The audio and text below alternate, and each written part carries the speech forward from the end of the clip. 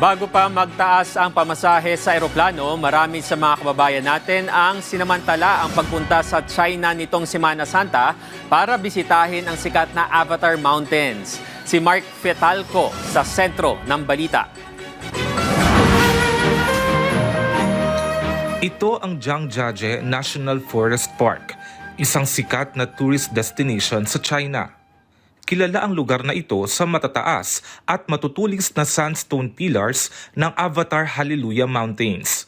Ang magandang view na ito ang nagpaakit sa maraming turista gaya ng senior citizen na si Rosa. Ang experience parang pareho lang, parang walang gas crisis. Itong Zhangjiajie, I've never been. Tapos sabi Avatar, nakita ko, magandang ito.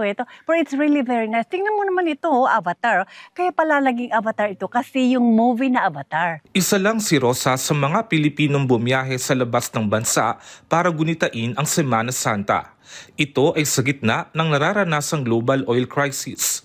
Kaya marami sa ating mga kababayan sinulit na ang mahabang bakasyon bago pa magtaas ang pamasahe sa eroplano.